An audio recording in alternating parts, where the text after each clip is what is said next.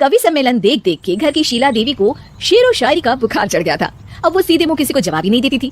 उनके पति और उनका बेटा तो काम करने घर से बाहर चले जाते थे और उनकी शायरी झेलनी पड़ती थी बहू रेणु को।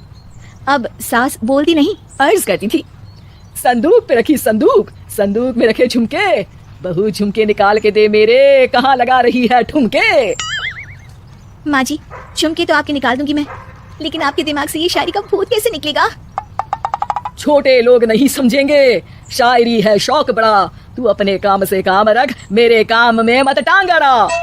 शौक अलग बात है, लेकिन हर चीज में अपना शौक डाल देने से जगह साई हो सकती है सासू माँ।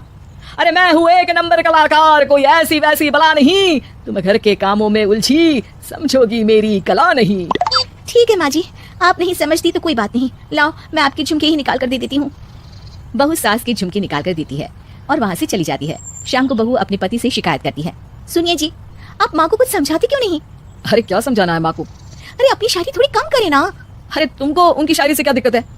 अरे मुझे नहीं, पर पड़ोस में सब लोग हंसते हैं, कहते हैं बुढ़ापे में लोग सठिया जाते हैं, लेकिन शीला जी तो शायर हो गई हैं। अरे लोगों का काम है कहना, लोगों की बातों का क्या टेंशन लेना। अरे वाह, मैंने भी शेर कह दिया, वाह वाह वाह। देख लो, तुमसे किसी ने कहा नहीं और तुम्हारे सामने कोई माँ की बुराई नहीं करता तो तुमको फर्क नहीं पड़ रहा।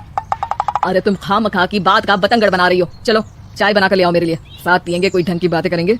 रेणु चाय बनाने लगती है। पहले वो अपने पति को चाय देती है, फिर सास को और आखिर में अपने ससुर को। लेकिन वो देखती है कि ससुर जी कुछ परेशान से हैं। क्या हुआ ससुर जी, कोई बात हो गई है क्या? अरे तेरी सास बात बात पे शायरी करती है। कल मैंने पूछा कि खाना खाया तो तेरी सास ने क्या जवाब दिया पता है? अरे गलती की और आरोपी ने कोड़े खा लिए फटाफट, खाना तो नहीं पर पकोड़े खा लिए झटाझट। अब बता क्या जवाब दूं इस बात का? वो तो सभी से शायरी में ही बात कर रही है, मुझे भी समझ में नहीं आता कि क्या करूं मैं। बेटा उसको उसी की भाषा में जवाब देना पड़ेगा। मैं तो आम बातचीत में भी उसके सामने कुछ नहीं बोल पाता, शायरी में क्या बोलूंगा भला।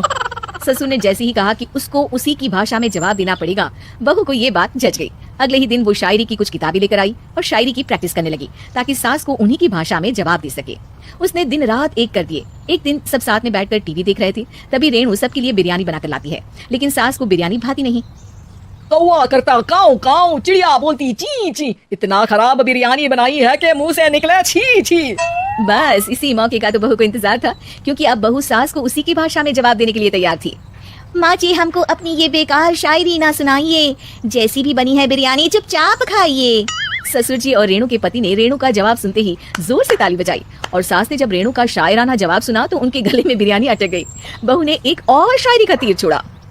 शायरी में बहू के सामने सास हो जाएगी ढेर, क्योंकि सास मारेंगी एक शेर तो बहू मारेगी 1.25 शेर। सास को छोड़ के सब वाह वाह करने लगते हैं। आज पहली बार सास को नहले पे दहला मिला था और रेणु ने सास का मुंह चुप करा दिया था। अगले दिन रेणु का पति उससे कहता है, अरे वाह, तुमने तो बाकी बोलती बंद कर दी, मजा आ गया। अब मेरे लिए कुछ बना दो, खाकर मैं काम पर चला जाऊं। शायरी ही है मेरा जीवन, वही करूंगी जी भर के, नौकरानी रख लो कोई, काम नहीं करूंगी मैं घर के। अरे तुम क्या माँ जैसी हरकतें करने लगी, सीधे सीधे बात करो ना, हो गई कल शायरी, रोज थोड़ी ना करोगी।